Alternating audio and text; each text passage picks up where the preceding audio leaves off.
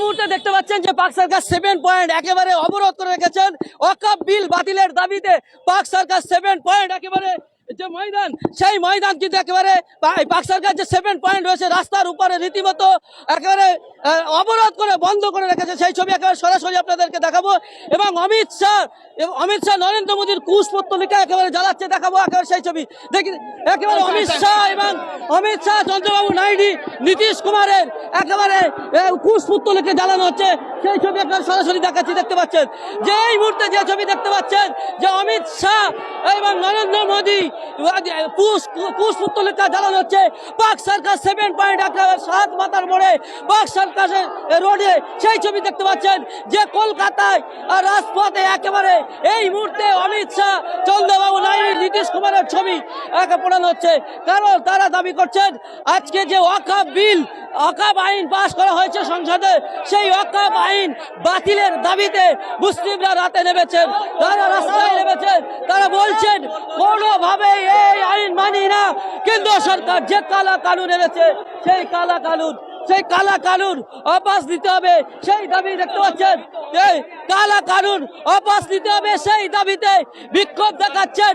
একেবারে সেই ছবি দেখতে পাচ্ছেন যে পাক সরকার 7 পয়েন্ট মোড়ে যে ছবি দেখতে পাচ্ছেন যে হাজার হাজার মানুষ তারা কিন্তু ওয়াকফ বিল বাতিলের দাবিতে বিক্ষোভ দেখাচ্ছেন এবং তারা বলছেন যে কোনোভাবেই এই আইন আমরা মানব না, আইন আমরা মানব না। এবং সেই সাথে সাথে এই 7 পয়েন্ট কলকাতার রাজপথে পাক সরকার 7 পয়েন্টে তারা নরেন্দ্র মোদী অমিত শাহের কুশপুত্তলিকা জ্বালিয়ে তারা প্রতিবাদ করছেন। তারা বলছেন এই কালা কানুন অপাস নিতে হবে, এই কালা কানুন তুলে নিতে হবে, না হলে এই আন্দোলন থামবে না, এই আন্দোলন চলতে থাকবে। যতদিন পর্যন্ত এই আইন উঠে যাবে ততদিন এই আন্দোলন বন্ধ হবে না। এখান থেকে রীতিমতো একেবারে হুঁশিয়ারি দিচ্ছেন আন্দোলনকারীরা। আদানিকে তো সব বিক্রি করে দিয়েছে, এখন আর অবশিষ্ট কিছু নেই। ফলে মুসলিমদের এই ধর্মস্থানগুলো আদানিকে দেবার জন্যই তারা এইসব কথা বলছেন। প্রথম কথা হচ্ছে যদি কোথাও কোনো দুর্নীতির অভিযোগ থাকে নির্দিষ্টভাবে বলুক যে অমুক অমুক জমি নিয়ে দুর্নীতি আছে, যারা দুর্নীতি করেছে তাদের বিরুদ্ধে ব্যবস্থা নেওয়া হবে। দেখাতে পারবে দুর্নীতির বিরুদ্ধে ব্যবস্থা হবে। কিন্তু আইন পাল্টে এই গোটা মুসলিমদের সম্পত্তি, যেটা আল্লাহর উদ্দেশ্যে সমর্পিত ধর্মীয় সম্পত্তি, সেইটা কেড়ে নেওয়া হচ্ছে। এবং এটা আসলে অমিত শাহরা ভারতবর্ষের সংবিধানের আর্টিকেল 26 পরিষ্কার বলা আছে এভরি রিলিজিয়াস ডিনোমিনেশন, মানে যে তাদের সংখ্যা যাই হোক, or any section there shall have the right, কি রাইট আছে, to establish and maintain institution for religious and charitable purpose. সংবিধানের 26-এর 1 নম্বর ধারায় পরিষ্কার বলা আছে আল্লাহর উদ্দেশ্যে সমর্পিত যে সম্পত্তি সেগুলো ধর্মের জন্য এবং মুসলিমদের মধ্যে যারা দুস্থ পরিবার পড়াশোনা ইত্যাদি করার জন্য দেয়া আছে। সংবিধানে বলা আছে to manage it own affairs in matter of religion, নিজেরা মেনটেন করবে। ফলে এই আক্রমণ খালি মুসলমানদের উপর আক্রমণ নয়, এই আক্রমণ ভারতবর্ষের সংবিধানের উপর আক্রমণ। ভারতবর্ষের দীর্ঘ স্বাধীনতা আন্দোলনে নরেন্দ্র মোদীদের পিতৃপুরুষকে স্বাধীনতা আন্দোলনে অংশগ্রহণ করেছে কেউ বলতে পারবে? অমিত শাহের পুরনো পার্টি জনসংঘ, RSS, হিন্দু মহাসভার কোনো নেতা ভারতবর্ষের স্বাধীনতা আন্দোলনে অংশগ্রহণ করেছে দেখাতে পারবে? স্বাধীনতা আন্দোলনে বেঈমানি করেছে, বিশ্বাসঘাতকতা করেছে। মুসলমানরা, হিন্দু মুসলমান শিখ জৈন, তারা সবাই মিলে ভারতবর্ষের স্বাধীনতার জন্য লড়েছে। তাই ওদের রাগ ইসলাম ধর্মের মানুষের উপর রাগ। ওরা যেহেতু ব্রিটিশের দালালি করেছে, ব্রিটিশের চোখ দিয়ে, ইংরেজদের চোখ দিয়ে ভারতবর্ষকে দেখে, যেহেতু ইংরেজদের বাধা দিয়েছিল মুসলিম মোগল শাসকরা, তাই ওরা মোগল শাসকদের যারা ঘৃণা তৈরি করছেন। আসল আক্রমণ হচ্ছে ভারতবর্ষের স্বাধীনতার জন্য যারা লড়েছে, সেই লড়াইয়ের মধ্যে দিয়ে যে সংবিধান তৈরি হয়েছে সেই সংবিধানকে বাতিল করে দিতে চাইছে। এবং আরএসএস এর ঘোষণায় আছে হিন্দুস্তান মে रहने हो तो हिंदू बनकर रहने होगा। এই যে ভারতবর্ষের বহুত্ববাদ যেটা সংবিধানে আছে, সব ধর্মের মানুষের সমান অধিকার, আপনাদের শুনলে জানলে ভালো লাগবে যে 1947 সালের 15ই আগস্ট, সেই 15ই আগস্ট ছিল রমজান মাস এবং 18ই আগস্ট ছিল ঈদ।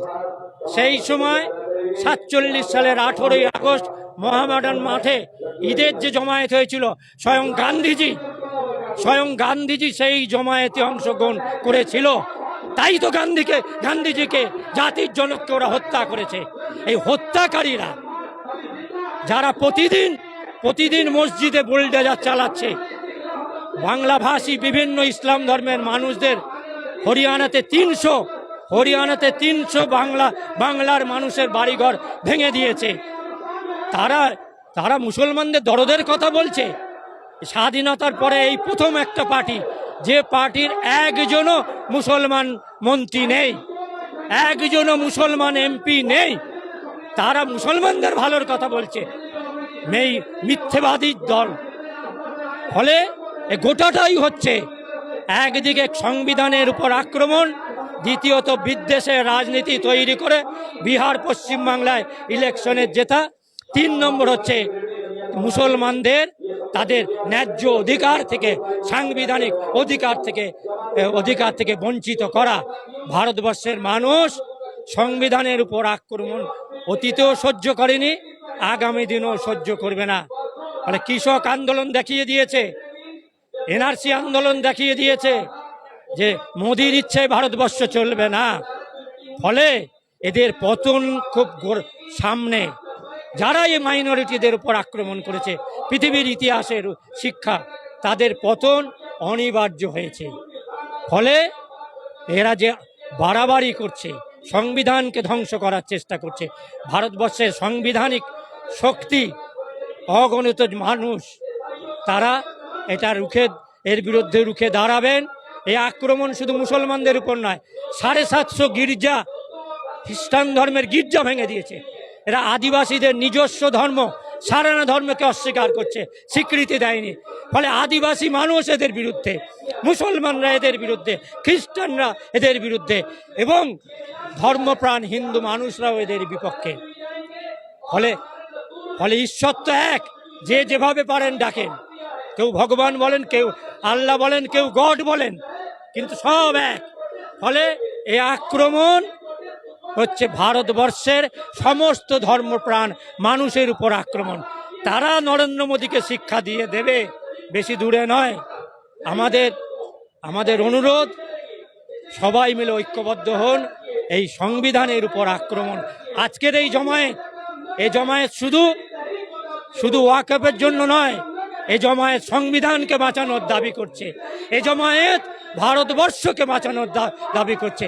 ভারতবর্ষের যে অসংখ্য বৈচিত্র্য, হিন্দু, মুসলমান, শিখ, খ্রিস্টান, ঐক্যবদ্ধ যে ভারতবর্ষ, এই যে ছবি, এই ভারতবর্ষকে বাঁচানোর জন্য আজকের এই জমায়েত। ফলে এই আগামী দিনে নরেন্দ্র মোদীদের পরাজয়, গণতন্ত্র এবং সংবিধান এবং সমস্ত ধর্মের ঐক্যের জয়, দুটোই সুনিশ্চিত।